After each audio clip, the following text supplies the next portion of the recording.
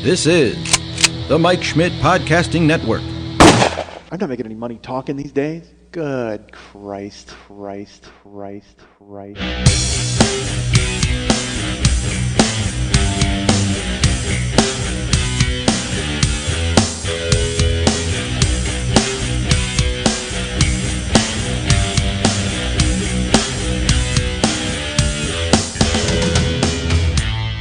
I'm a dick, folks. I'm not going to lie to you. Still am. I guess I am a decent guy because I'm a fucking jerk. And I'm not a jerk. Apparently I'm a dick. I'm not an awful guy, but I've done so much ridiculous stuff. I'm an awful guy. Hey, what's happening? Mike Schmidt, 40-Year-Old Boy Podcast. I just made Lily jump with that enthusiastic hey. Because I need to come with more verve on my hays. I need a verve-filled hey. That's what I need. Hey, there you go, and she's fine. You okay? I spooked you there a little bit. That's crazy. How are you folks? I'm good, thanks. I will tell you this. Just do me a favor, sit back, because I'm about to talk to you for 90 minutes about my car. Now, oh my God, folks. I listened to last week's show over the course of 4 days. I had to sit down and do it piecemeal. I would have loved to have listened to it all the way through, except by the time I finished last week's show, I was so hoarse, I didn't know what to do with myself, so I had to go lie down and relax for a few days because I could not stop talking. And last week I was look, I don't apologize for anything I do or say, folks. I mean, that's what's gotten me into the predicament I'm in now with my life. But I can tell you that last week's show was a skosh long and a skosh angry. It was a guy who was less entertaining you than just that had to feel for some of you anyway. For me, this is how it felt for me because again, it felt like I was like trapped at a party with a guy who had just had something really terrible happen to him, and I was the first guy he met to unload it on. That was. And he was just going to drop that right on my fucking lap. So last week's show was that. And, yeah, that's what happens. I'm going to do that. Apparently every year, show 14 is going to be that show. I have no idea, by the way, if show 14 of year one was like that. You can tell me later. I don't even know what the name of it was. I'm sure it was something clever and funny. But, yeah, so I listened to that show last week, or this week, I should say. And there's a lot of stuff about my car in there. Boy, oh boy. There's and then in the middle of it, I step on a vibrator, which changes the game. And then weirdly enough, I get my car back from the dealer, get in, step on a vibrator. Couldn't believe it. Although it was nice of the dealer to actually have the vibrator on the floor instead of jammed up my ass, which they had it for several days. I'll just bore you with this. Suffice it to say, I wound up getting I had to meet with them. Do I have to? Should I do this? I can't do this, right? I mean, you guys heard enough about my car last week, right? You can't be. Are you gripped? I mean, it's funny because people wrote me and like, did you go out with Cinnamon? Like, they all wanted to know that. Nobody wrote me about what happened about the fucking car. They're all just like, sorry, dude. Like literally last week's show was people just going, oh, what a shame. So I went in and, all right, they did not make good on what they said they were going to make good on. My glasses were still gone, and it turned into a circus. Well, wait, there's the twist. I mean, the twist kind of makes the story worth telling, doesn't it? You tell me. I love the story. Yeah, I don't know. I'm torn. I'm thrown because here's the thing, folks. I've been invited to a birthday party tonight, and at the birthday party it says, "Come dressed as your favorite Rocky Horror character." All right. And it's a birthday party for a guy named Scott Aukerman, who's a very funny guy in Los Angeles. And here's my fear of this party, because he's that kind of guy where he could actually be throwing a party like that, or he could be putting that in the invitation. So then the one guy who shows up dressed as Riff Raff gets laughed at the entire fucking night. So I don't know, man. It's 50-50.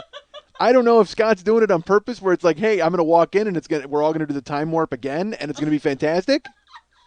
Or if I show up with like Magenta's hat on and everybody goes, dude, nice hat, retarded person. And then I'll go, you know what? Touch it, touch my ass as I walk out the door. Damn it, Janet. All right, so I am, by the way, here's what you need to know about me. I'm a guy who's never sucked a cock and yet loves Rocky Horror. That's that. One of those statements might not be true. So here's the thing. So I'm in my head about this party because then Lily's like, "Hey, dude, why don't you borrow my hat? Because she has a Rocky Horror type hat, and then and other accoutrement. Because honestly, why wouldn't she? You know, I don't. I get a feeling that this show, as I do this show, she could make me a Rocky Horror type hat. You know, and I would be like, you know what? I could be Eddie. I could just fucking be Eddie if I could just get a motorcycle and just drive through the wall and be like, you know, and a saxophone. There you go. I'm Eddie, and then I can get away with that. That'll be fine. And again, he's having the party on a Wednesday. Whatever happened to Saturday night? All right, I am making nobody but Lily laugh with these references to Rocky Horror. Nobody at all. All right. Man, I love Rocky Horror. God damn, I love it. I made a girlfriend go once. I had a girlfriend. I went and saw it, and it was one of those things where I was like, I can't believe this is this great. And then I was dating this chick, and I took her once, and I mean, she was asleep because it was a midnight movie too. That doesn't help. But it's a midnight movie about gay vampires. And so she said, you know what? I'm going to nod off. And when you wake me up, let's break up. And then I'll talk to you never again. Because I took her, we were down in Encinitas. And it was, Encinitas is like a small beach town kind of. And then they had people doing the show. Like it was the live deal, throwing the toast and everything and the rice and you know, Janet, Dr. Scott, Rocky. And the whole thing was happening, and she was snoring. I was like, and it was funny. I had my hand over her mouth until the snoring part came, and I'm like, oh, here you go, you're part of it. But people are performing, and they're doing the thing, and then they, you know, dancing around and whatever. So, and nobody elbowed me in the head at that. There's a fucking live thing going on. Crazy Rocky Horror. People are throwing toast and fucking squirt guns and all sorts of nonsense is going on. Charmin, boom, it's happening. And you know, they even got a Dr. Scott with the fucking the wheelchair all the way through the crowd. Nobody hits me in the head at that. But at Disney, I got to eat a fucking elbow. All right. So here, all right, here's my car. Here's what happened. It's worth telling. Believe me. Do not turn me off. All right, so they call me. As we left our hero last week, he was infuriated, throwing forearm shivers at palm trees. They stole his fucking glasses. Everything was up in the air. He didn't know what was happening. And the last thing I had gotten was a phone call where they said, oh, the people are in a meeting and I'll talk to them later. So I left last week's podcast record and I called them and I was told nobody was available to help me.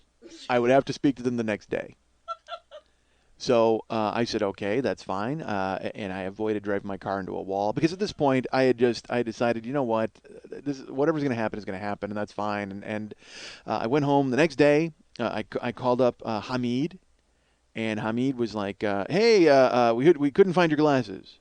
I said, okay, so what does that do for me? He goes, well, come on in because you know what? Your payoff has changed, so we've got to rewrite your deal.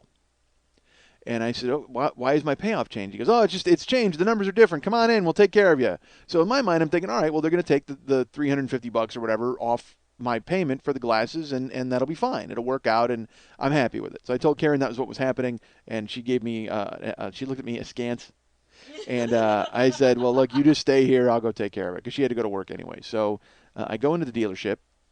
I sit down with Hamid. He goes, all right, let's go ahead and take care of these numbers. And he says, all right, well, it turns out that your payoff has changed by $500. Now, if you recall last week, I said that I had paid $500 online and it had disappeared, and they told me that it would bounce back to me in my bank account. That was a lie. Because it went through, but at least to their credit, they went ahead and took it off of the payoff. So they said, yeah, so that's off the payoff. So, all right, Hamid opens up my folder. He goes, okay, and if you'll take a look here, you got a $150 paperwork fee that you have to pay, and once we get that taken care of, this is your payout number. I go, hold on a second. I paid the $150 paperwork fee yesterday when I was in here doing all the nonsense, or Tuesday. And he goes, oh, okay, yeah, but look right here, because all right, so on one part of the folder, it had like, you know, $750 plus 150 is $20,900. But then over here it had $20,600 plus one, or no, 20, you know, 20, whatever the fuck. It was but it was written down twice. He was saying to me, oh no, that's what you did the other day. Now here you got to pay this. I said, dude, I'm not paying the paperwork fee again. He goes, well, no, we have to refile the paperwork because we're redoing the deal. And folks, we heard how angry I was last week. It took me a while to get there. Last week, it took me at least 4 hours and then in the dealership and then like a half a day and my glasses being gone to get me to that point. This time, fuck it. It was Flashpoint Central. I was like, I went from 0 to a fucking 100, and I looked at him and I go, listen, I'm not paying $150 fucking dollars for paperwork again. What is wrong? I'm telling you. And then he starts going, sir, no, you need to calm down. You don't have to pay it. I go, great, I don't have to pay it. He goes, but it's right here. You've got it written down, and if you look, it's part of your payoff, so it's part of the paperwork. And I said to him, I'm not paying for more paperwork. It's your fault. There's a screw up. I told you the other day the $500. He goes, sir, you're not listening. I'm telling you don't have to pay it. I go, fine, I don't have to pay it. He goes, okay, but there's the $150 for paperwork. I go, dude. Seriously, who's on first? That's my next question to you. I need to know. I don't know. Really? Third fucking base? So, he and I, and then I say, look, I go, you're trying to game me again for $150. I paid $150 the other day. You're paying, and now it's another $150. And now you're telling me I got to pay it? I don't understand it. You stole my glasses. And he meets my aggression, folks. He jumps up from the desk and he goes, I did not steal your glasses. Stop saying that I stole your glasses.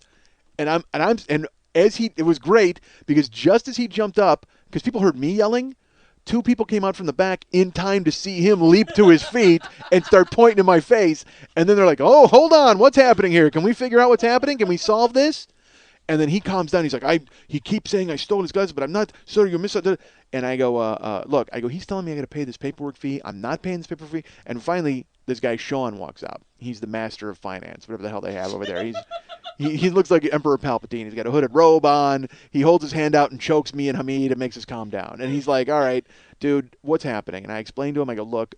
He goes, no, you misunderstand. He goes, you don't have to pay the $150. He's just showing you that it applies, and that's why it's going in your buyout. He goes, he's wrong. He goes, I will tell you right now, this guy is completely wrong because he's making it look like you have to pay again. So this guy, Sean, comes in, and he's the good cop, and he's on my side, and he backs me up. Again, bottom line, folks, let's just put it this way. He tells me that they want to take care of it, and so then what they have to do, though, is they have to redo my deal because I went ahead and I paid that $500, and it changes the payout. So they have me sit down with Sal in finance. Sal gives me a piece of paper as Sean leaves, and it says, you need to sign here saying that the last deal is null and void and that we have the right to redo your new deal. And I looked at him and I take the pen and I go, wait a minute. Are you telling me that what we did the other day is all canceled? He goes, well, yeah, because your payout has changed. Because it's a different payout, there's no way to even, we have to completely rewrite the whole deal. I go, so I don't have to sign this and then I just still have my lease. And he goes, yeah. I guess so. I mean, it would be a hassle for us. And I go, I could not care less about a hassle for you. So what you're telling me is I don't have to sign this and I can have my lease until October. He goes, well, I go, hold on a second. I split. Sal's just befuddled. I go to Sean's office because Sean's the cool guy. He's been really cool to me. I go, Sean, I'm going to draw a line in the sand here. I'm going to test your company loyalty versus your customer service. I said, he's telling me that if I see this piece of paper, that the deal I've negotiated and everything, my buyout and buying the car is being changed. But if I don't sign it, I can go back to my lease agreement. And I can see him. He makes this face where he knows that I know. You know what I mean? He is now realizing that the computer is self-aware and everything's in danger. And he looks at me and he goes, well, yeah, I mean, he goes, technically you could do that. It would be a huge hassle for us because we've already grounded your car and done all that and approved it with the bank and everything's ready to go. But yeah, you could do that, but it would really be a hassle. And I go, Sean, you've been great to me. But I got to be honest with you. Losing my glasses was a hassle. And I don't have any interest in making things easier for you guys. So I am not going to sign this, and I would rather go back to my lease agreement, and then we can do this again in October. And he's just like, well, you know what? That's your prerogative, but I'd really rather you didn't. He goes, you know what? We can meet with the general manager, and we can talk to him and see about these glasses. I go, good. I go, because you know what? All I care about is somebody saying that they're responsible. I go, I don't give a shit about, anybody coming in and, I don't want anybody to stroke me off or kiss my ass, but it would be nice if somebody went, you know what, dude, this is a drag, let's fix it. That's all I want. If anybody said anything like that, instead of treating me like I'm this fucking third-class citizen, not even second class. If I was second class, you might deal with me. Third-class citizen. But instead, you guys, you've really put me through the fucking ringer here, and I don't think I want to do you guys any favors. And he goes, okay. He goes, here's the thing. Why don't you let me talk to my general manager Monday morning? You can come in and meet with us, and then we'll see what we can do from there. I said, okay. I said, that's fair. I said, I'll talk to you guys on Monday morning. And I walked out of that dealership, and I felt like the fucking king. It was just like all of that stuff that had happened, every single minute of it was all of a sudden worth it because I got to tell them, fuck you. I got to not sign their piece of paper and not do the deal. It was the greatest feeling in the world. I just made this smile when his face, when he saw that I was serious. Like, it was just this weird, because again, folks, I'm the guy who bought clothes, and when a guy wouldn't spell my name right, I made them take back all the clothes. I will fucking queer a $28,000 fucking deal over $300 worth of glasses. I don't give a shit. I don't care. Okay? Because I believe I'm the kind of guy who would literally start the car and drive it into a fucking wall rather than give it back to them. I mean, it's stupid. It's completely and utterly stupid, and it's without any sort of worth whatsoever. But unfortunately, I turn into that guy sometimes. But that day, I fucking walked out. I'm just like, it's great. In Ford Fairlane, which is a movie that people for some reason hate, even though it's great because Dice is hysterical in it. He's retarded hysterical. Because Dice, you know what? This is before Dice bought it.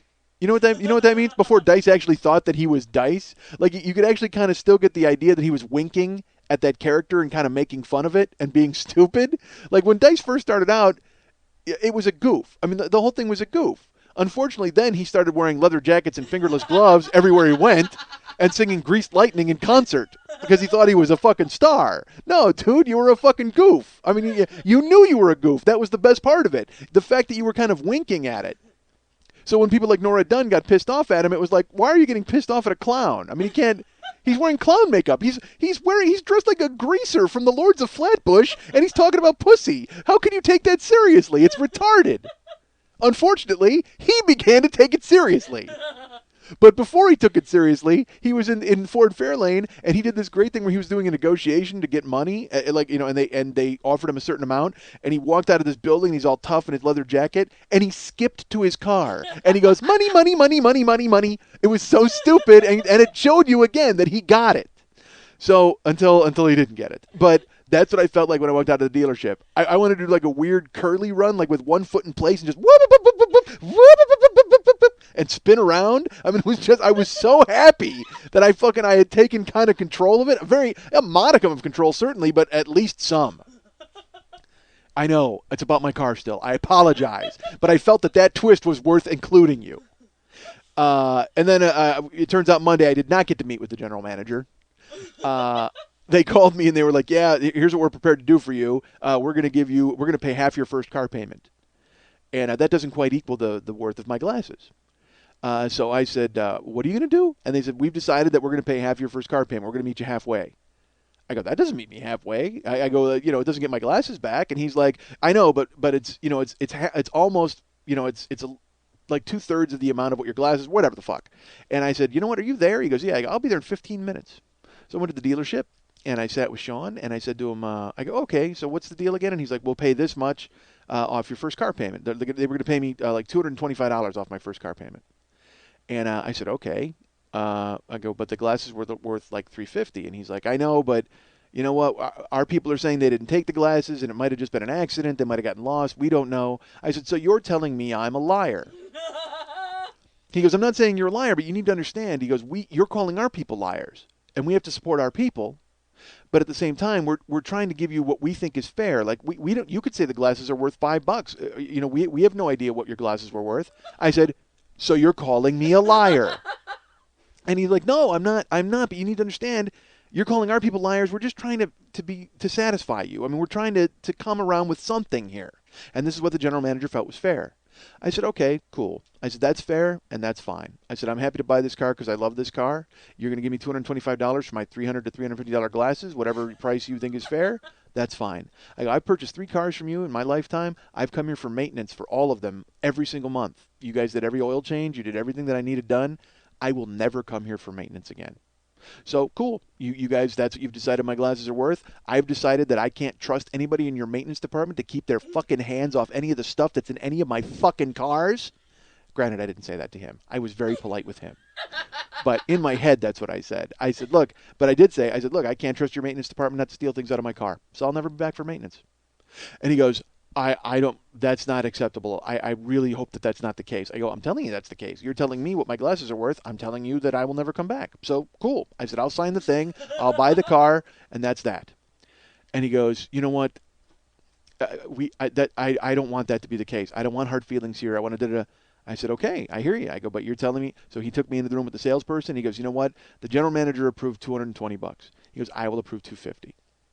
He goes, you're telling us the glasses are $300. That's within $50.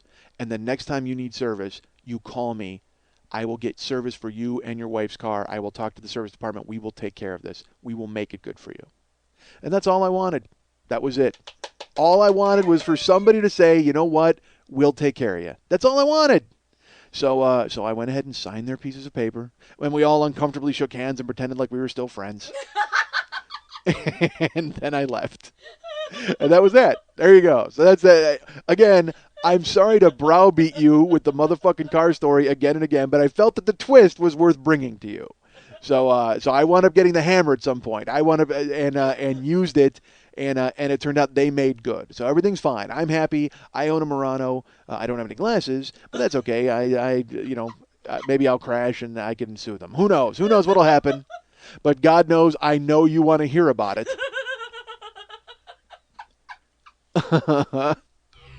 This is The 40-Year-Old Boy on the Mike Schmidt Podcasting Network.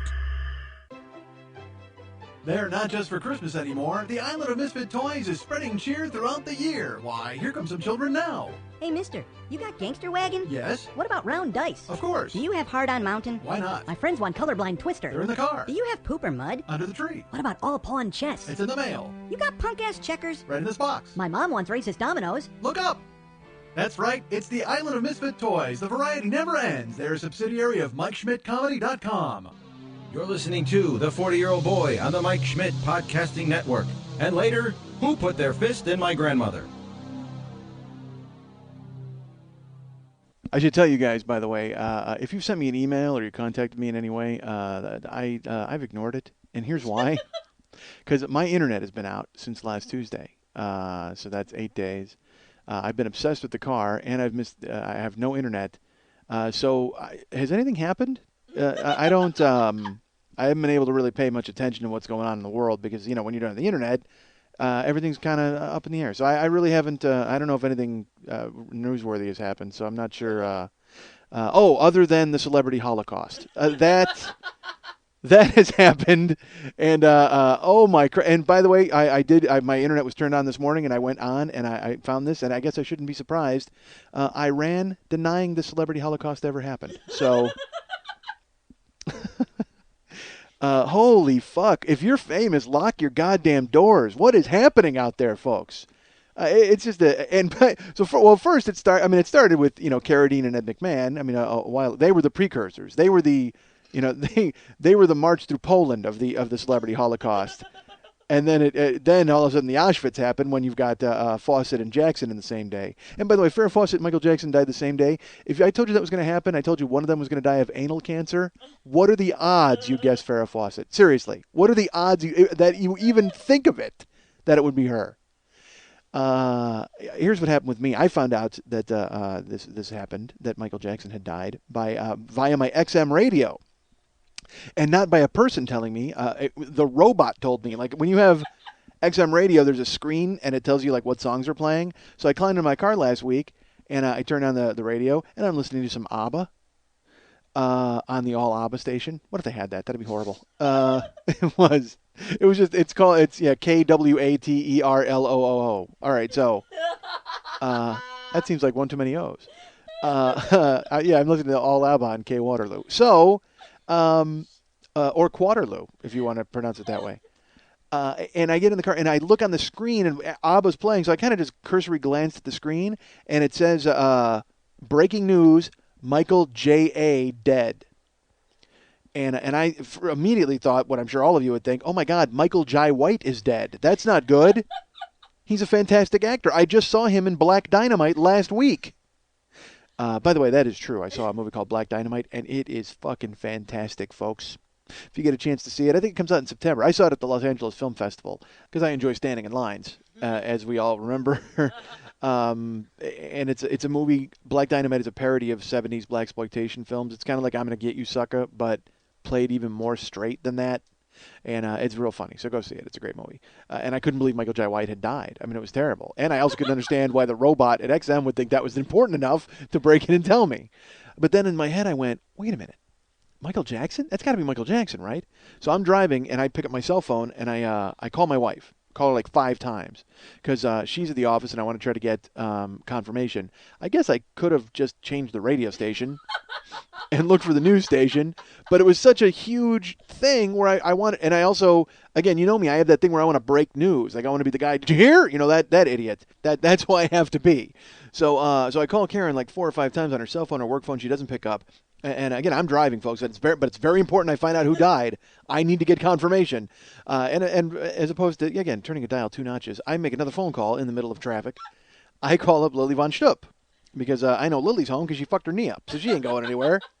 Although she generally doesn't answer her cell phone either. She like just lets it. Oh my God, is that infuriating? My wife has 3 numbers. She has a cell phone, she has a work phone, and then she'll have my home phone if I know she's home. And she won't answer. And I want to fucking shoot somebody. It's like, dude, pick up one of the goddamn phones. You got 3 phones. But that's not happening. So Lily has just one phone, but it goes right to voicemail, like all the time. Like she never answers her phone because she's far too busy putting dirty pictures of herself on it. So... And I know that because every time I go to look at her phone, she's like, duh, be careful. There's dirty pictures on there. Well, what do you mean be careful? Is the phone going to explode or is there some sort of toxic ray that's going to shoot out of it? And again, if you're that worried about people seeing your porn on your phone, don't put fucking porn on your phone. Download it into your goddamn computer and you're so worried about it. It's like I had one picture of myself that was like there, but nobody ever wanted to use my goddamn phone. But if they did, I would just, I would go, all right, look, don't go to the pictures.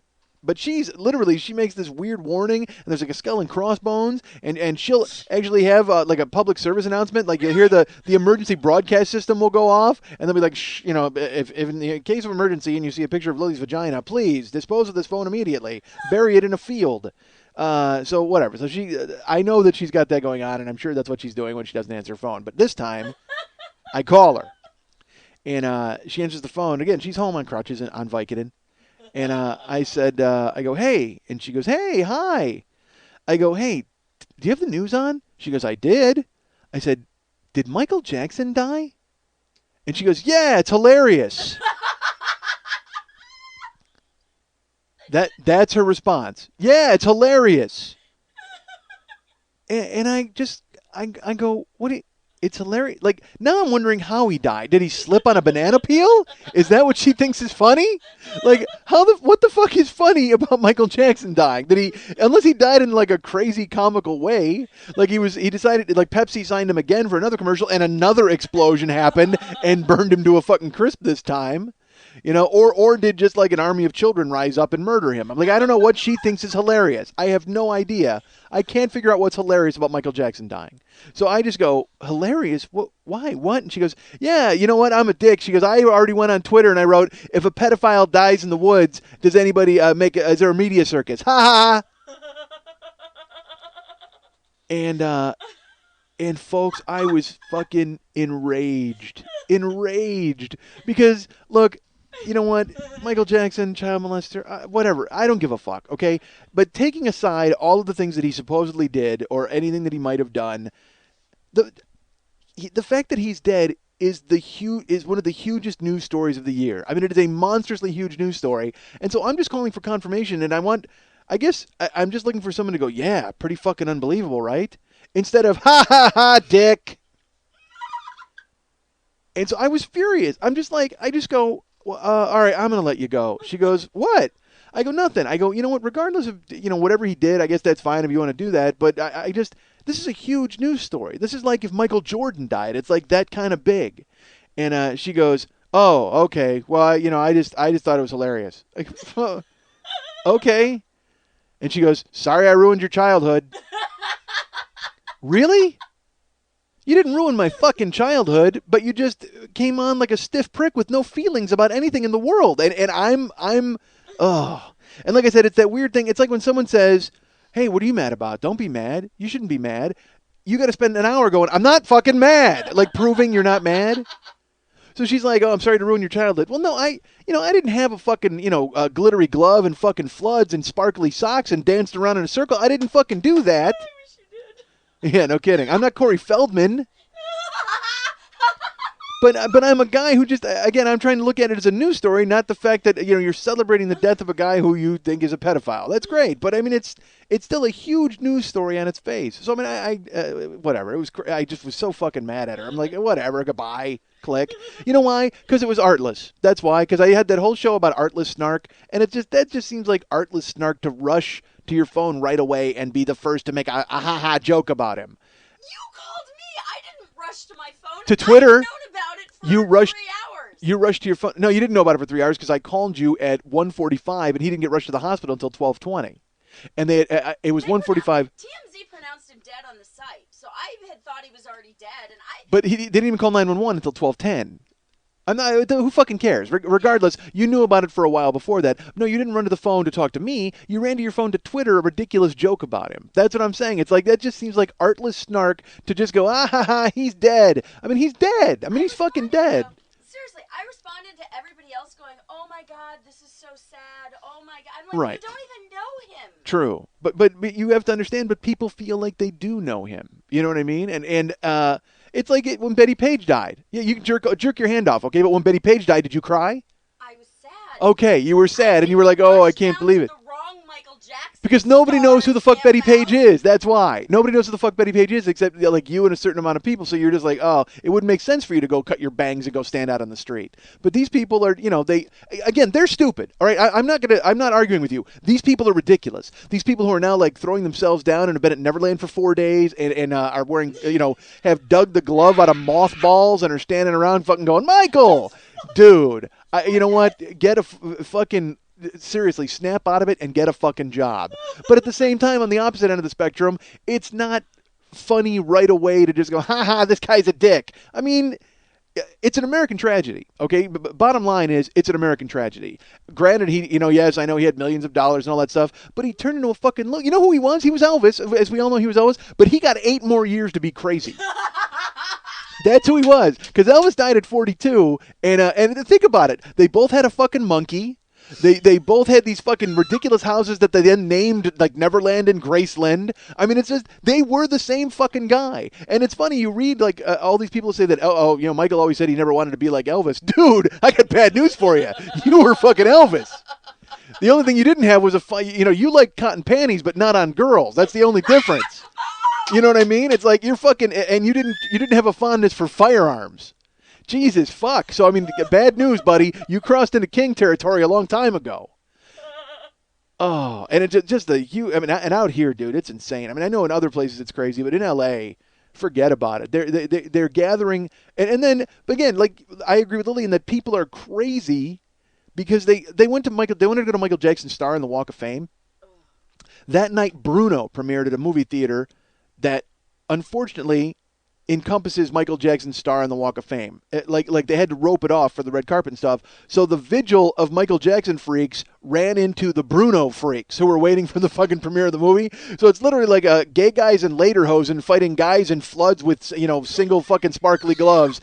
And there was just like moonwalking and baby swapping, and it was a nightmare. So these people said it was in bad taste for them to premiere a comedy movie on the night Michael Jackson died. Because, again, they're putting their feelings on the world. They're making sure that everybody knows, hey, look, we think this is important, so everybody else should too. Well, no, the fucking world doesn't revolve around you, and it doesn't end because Michael Jackson died. I'm sorry. It ends for the fucking hangers-on and people who kept tapping into his fucking pocket and taking his goddamn money. Dude.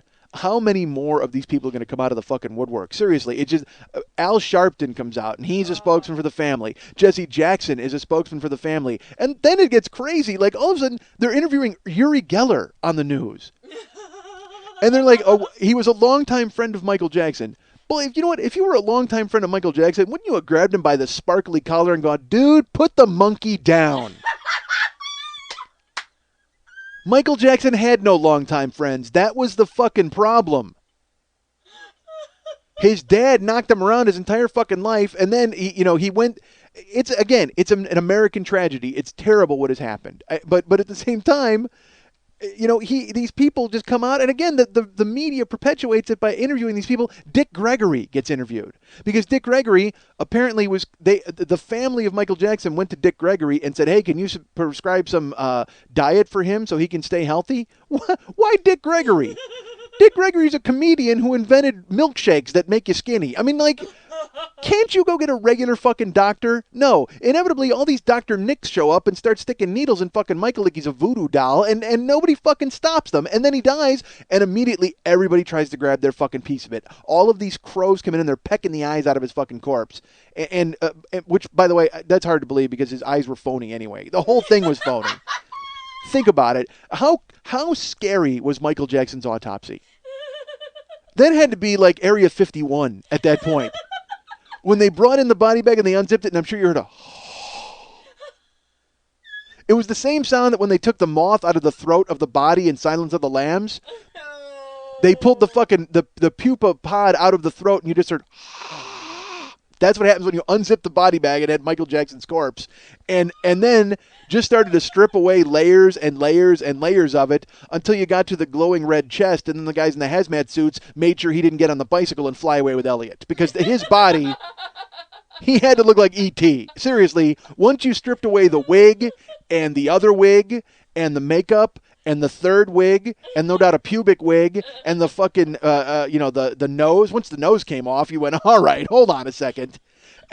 Eventually, you got down. You know what it was? You cut into the Michael Jackson's corpse, and you found the tiny Michael Jackson that runs him from the inside.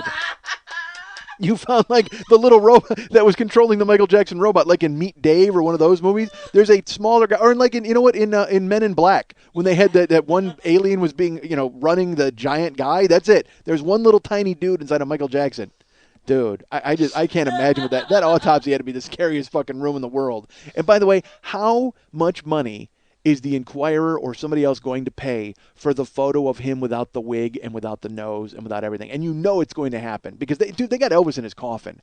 Eventually, they're going to get that picture and they're going to fucking run it. Although I think they should just run Bat Boy and say that that's him. I mean, because how the fuck would you know? How the fuck would you know?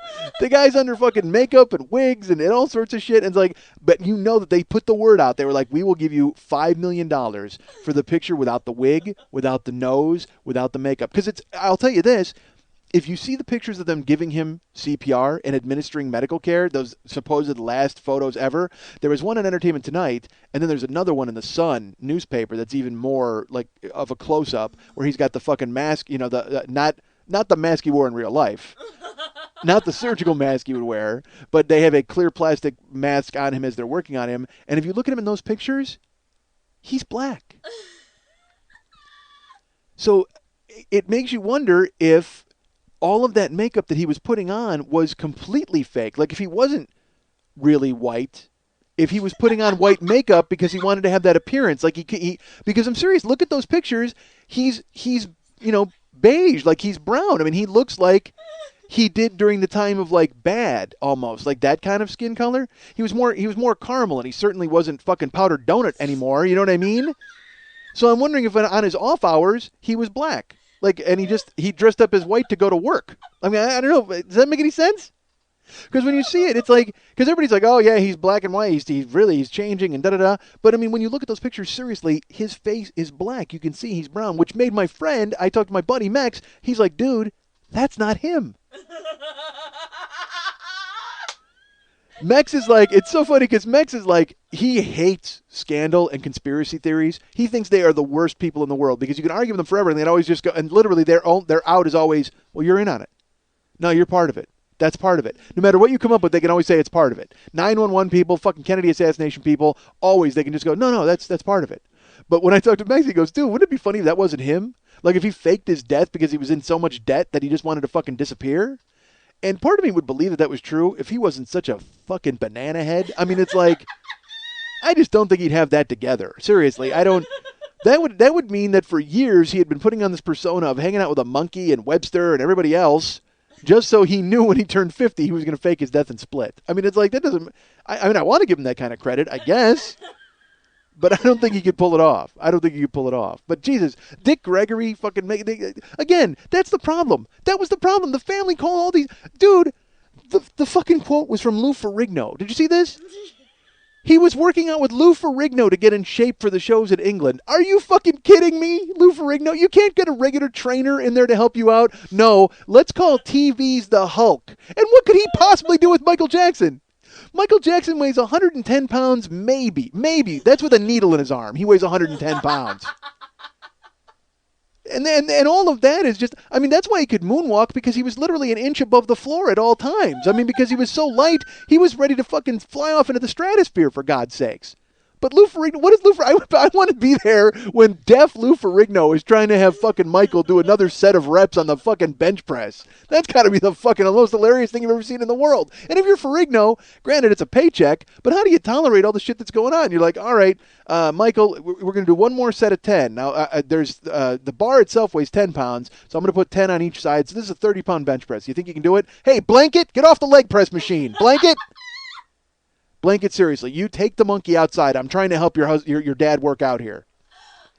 And I'm not going to do Ferrigno as a deaf guy, because, again, that makes it funnier on a different level. Ferrigno's deaf, and he's got that bad voice. So he's like, all right, Michael, let's do this. Now, Michael, how does Michael understand him? Jesus, that's a fucking circus.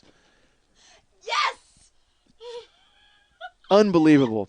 But yeah, but now we've got a week to process it when you look at it in totem. But you're just like, in the first second, you're like, ha, he's a dick and he's dead. No! It's the media! Nah. Yes, the media, I agree with that. Broke in on everything, every channel, scroll, everything. But because it's a huge story, you can say it, you can say media circus, you can say whatever you want, but he is, you know what? Elvis is, in my opinion, Elvis was a uniquely American superstar, okay? In America, he was beloved. Overseas, they knew of him, okay? I don't think he was beloved. He sold a lot of records when he was younger, but as he got to be older, Elvis, he never really left the country. He didn't really propagate an audience overseas, so I don't think that was ever the case. But Michael Jackson, in America for 20 years, has been a punchline. If you're 20 years old or younger, all you know is that guy slept with the Elephant Man's bones in a hyperbaric chamber. That's it. That's your complete reference point with him. We remember him for dancing and singing and him being an artist. But again, there's an entire generation of people here who just look at him as the joke. Okay? In America. But if you go to Spain and you go to Ireland and you go to Italy, maybe not Ireland, but if you go to Italy and Spain and England, sure he is. He is still like a top 5 superstar in those countries. That's why he can do these 50 concerts and sell out 750,000 tickets in a week, because people wanted to see it. And it's so funny, if you read anything about it now, these people had better be happy that they didn't go, because he could barely stand up, and that was one of the things. He was putting pressure on himself.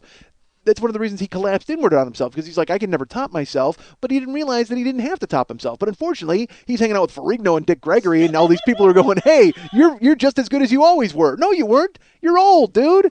You're old. It happens. We get old. Put on a fucking, regular collared shirt and come out and sing I'll Be There. That's what people want to see.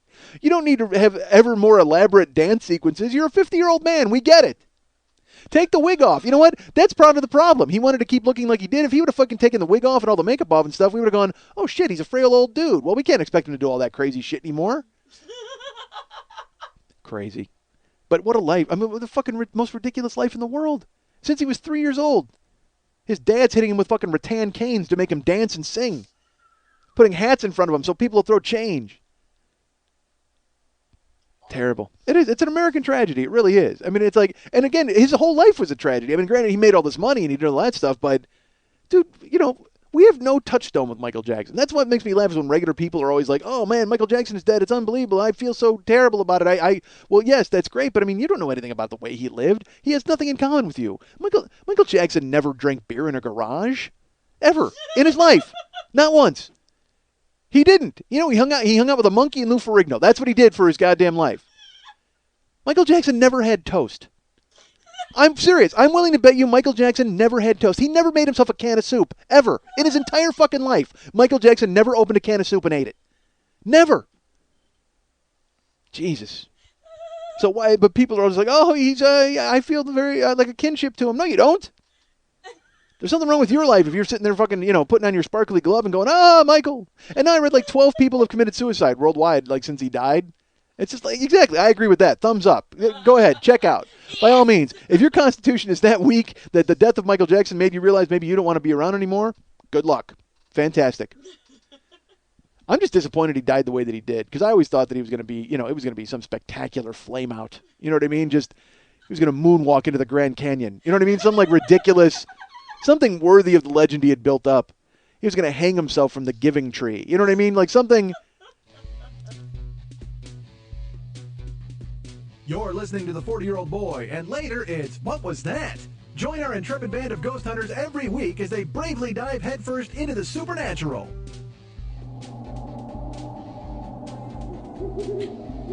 What was that?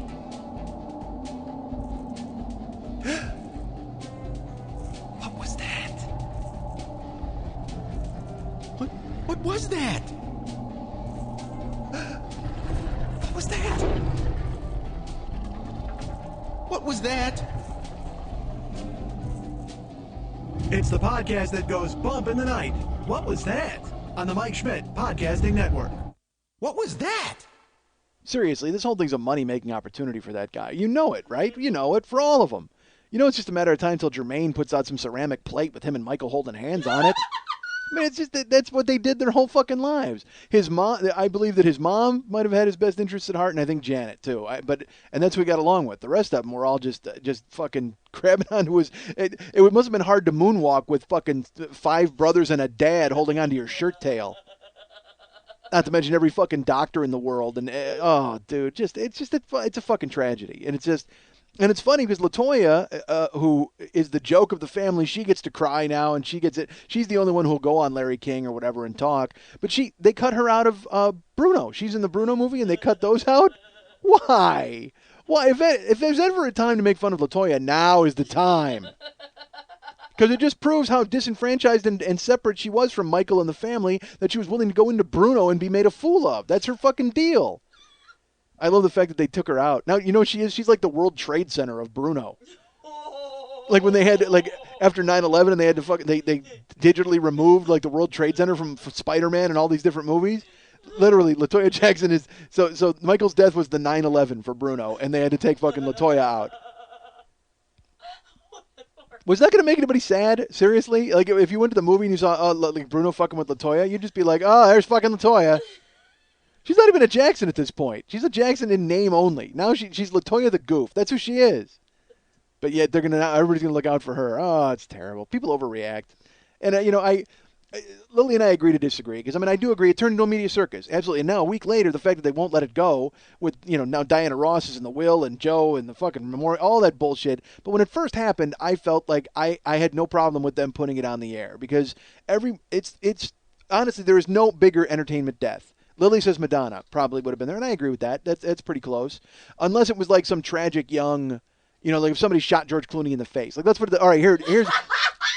In the degree of celebrity death, like the natural causes death of Michael Jackson is equal to somebody stabbing Angelina Jolie on camera.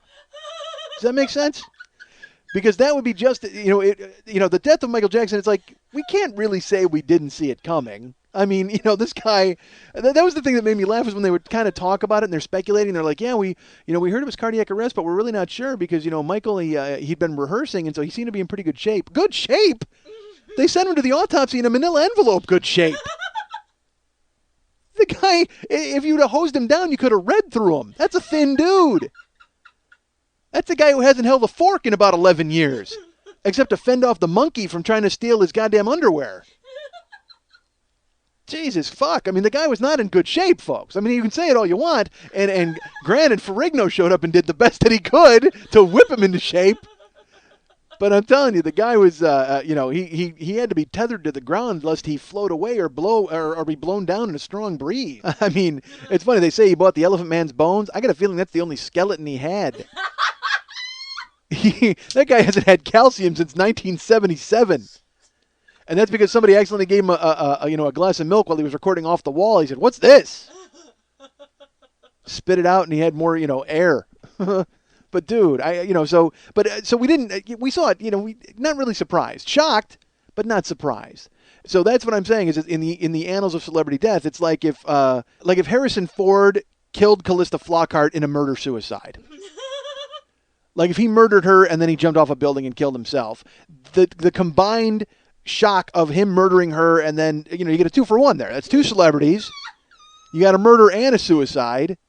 I think that is equal to a Michael Jackson dying. I mean, that's in the pie graph that I have, the pie chart, the bar graph I have of celebrity death. I think that would be equal. So, because I keep that at my house. I don't know if you know that, folks. I like to parse that out and figure out who's going to be dead and how much it's going to be worth. All right. So Michael dies, and Farrah died, and you might have heard Farrah died. It was news for about 4 minutes. But like I said to Lily, Farrah had her death, or her goodbye when she ran that show on NBC, and we all debated her legacy, which I'm sure we all know what it is. All right, but then, but McMahon and David Carradine died, and then Fawcett and Jackson, and then Billy Mays dies. Billy Mays, the infomercial guy, dies, and I gotta say this. I did Paul Goebel's podcast. It's not going to air for a few weeks, but I did it that day, Sunday. I just recorded it this past week, and I did it the day Billy Mays died. And I did not know that Billy Mays was dead. And Paul started to go that way while we were recording. And he said, yeah, celebrity dies because Billy Mays died today. And I said, are you serious? He goes, yeah, he died. He wound up hitting his head in a plane crash, and then he wound up dying overnight, something like that. And I said, well, I mean, is Billy Mays really famous enough to be counted as a celebrity in the theory of celebrities in threes dying? And he said, well, yeah, I think so. And then I made another joke about how, he wouldn't have died if he'd have worn the Bumpasaur, which is the helmet that you wear in planes when turbulence happens, in case you go ahead and you hit your head. And you know what, dude? That's fucking dumb. That's mean. What are you doing? I want to apologize right now because, first of all, is Billy Mays famous enough? Yeah, I think he is. He's been on television more than Michael Jackson has in the past 10 years. Billy Mays is dead, and I still say, this is Billy Mays for mopping shit. I don't know what the fuck he's selling, but I would buy it because that big dude with the beard is yelling at me. He's on TV all the goddamn time. Granted, he's selling things you would never use in your life. I saw him the other day, and he's selling something. It's in place of a Bluetooth. What you do is it's like a phone caddy, and you stick it on your dashboard, and you put your phone in it for hands-free talking. You have to tune your radio to like 99.3 FM, and then the person's voice comes through the radio because you have something. I don't know if you put it in the tape deck or there's a wire. I have no fucking idea. All I know is in the commercial they say this thing where they go, Bluetooth headsets are often $100. Why would you want to do that when you can have this for $40? Well, because it's easy. I mean, because then I can listen to the radio and not have to worry about this. I don't have to have my radio tuned to a certain number. Like all of a sudden I'm on a fucking spaceship in Mars signaling for help. Jesus fuck. What is this useless garbage you're selling me? But, so he dies, but I apologize because that's just as artless snark as Lily running to me and going, it's hilarious that he died. Literally my first reaction when he told me Billy Mays died, I made a fucking joke. I'm an idiot, folks. I'm a dichotomy because then on that same show I talked about Lily and how that made me mad, and then when I got home I thought about it. I go, dude, you're a dick. You did the same thing to Billy Mays that Lily did to Michael Jackson. What does it matter? I mean, Billy Mays has got a family. He's a nice man. I was watching that Pitchman show. He seemed like a great guy, but yet sure enough I cut his balls off. What a dick. So then I get home that night, and then Travelina dies. Fucking Travelina eats it, and Fred Travelina died. Yeah, he died Sunday night. You didn't know, did you? I know him. I know you know him. No, That's just why I thought you knew he died. So Travelina dies the same night Billy Mays dies. That sucks. Which, quite frankly, if you want to look at it this way, him dying is his greatest impression. Did an impression of Billy Mays, did an impression of Michael Jackson. You know what? I'm going to shuffle off this mortar coil. It is my final impression and my greatest impression. So Travelina, a victim of the celebrity holocaust. And then on my way today, Carl Malden dies. 97-year-old Carl Malden, who finally, I think, just went, you know what? Everybody else is doing it. You wouldn't think that peer pressure would get to a 97-year-old man, but he finally just went, you know what? Wouldn't it be funny if Carl Malden was just fucking holding out to outlive Travelina? Like for some reason, they had some ridiculous rivalry. And he's 97. He's clinging to life. He's just, I can't die until that prick Travelina eats it. And finally Travelina dies Sunday, and he's just like, I can let it go. And Malden finally dies. He had some ridiculous rivalry. Oh, that made me laugh. I just made that up. All right. But Jesus, I guess that, if you're a fucking celebrity, shut the doors. And don't go out of your house, particularly because apparently I've endorsed the stabbing death of Angelina Jolie on camera. I didn't really. Don't go do something stupid like that, folks. But I just whatever.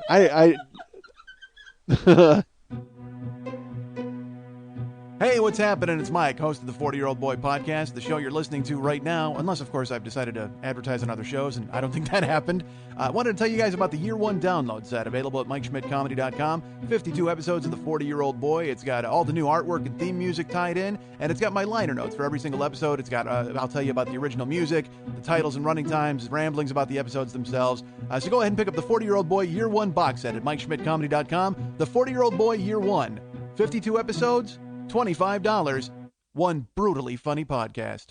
So now it's off to, I'm going to go sleep out at Neverland, just in case they have the memorial again. Just in case they bring it back. They decide, because it was all Scotch today, but now I want to sleep out. I want to be there. It's going to be exciting. I want to get a glimpse of Catherine, Michael's mom, who has custody of his children, and she's got to be thrilled, right? 79 years old. She's got 3 new kids to take care of. And believe me, she did such a bang-up job with the others. I could see why you'd want to give her these kids to start over. What, is she going to learn from her mistakes? She's going to be like, oh, you know what? I truly fucked everything up with the other 5 or 6. I'm going to go ahead and start all over with Blanket, Prince, and Prince. Or no, Prince, Blanket, and somebody. I don't know what the fuck their names are. All I know is they're just ridiculous looking. And it's funny, now you're hearing that they're not his kids, but I saw the one, seriously, like they're saying, like, she's not the biological mother, and like maybe his dermatologist is the dad.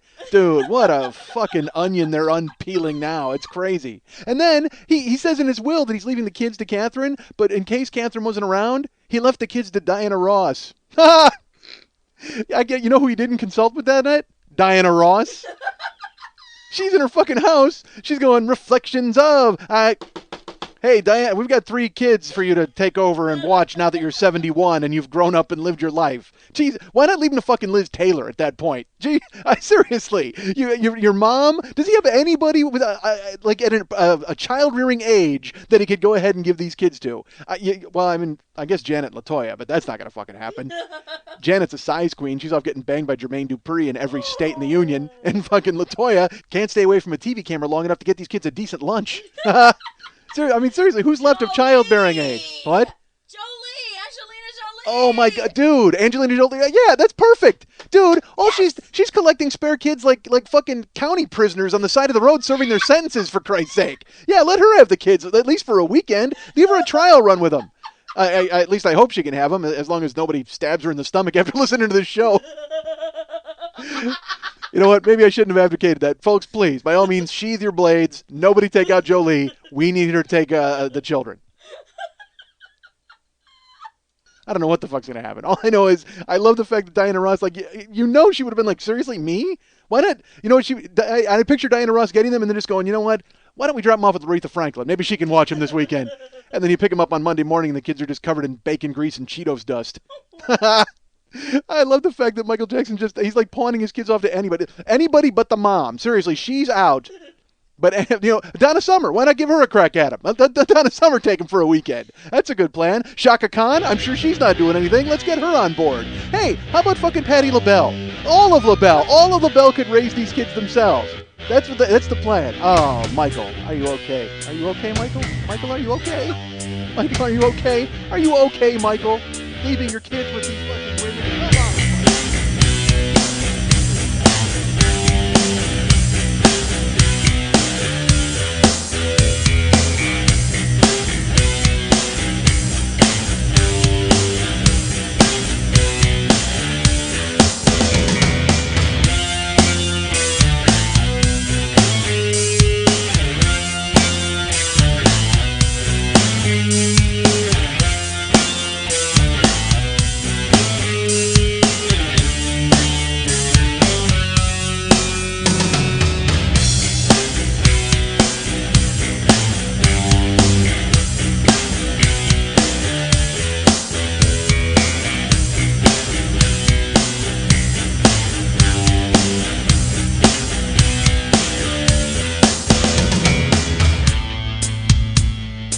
dick, folks. I'm not going to lie to you. I'm a decent guy because I am a jerk. And I'm not a jerk. Man, I'm an awful guy. I'm not an awful guy. I am not a good guy. But I don't think I'm a bad person overall. So, and go ahead and by all means judge that. I'm kind of a jag-off. I got no future. What am I talking about? But I am a jag-off. And I'm not a jerk. I'm a nice guy. It's just I guess I have jerky tendencies. I've done so much ridiculous stuff, and then I wonder afterwards, I'm like, man, how come I don't hang out with anybody? Here's why, because you're a dick.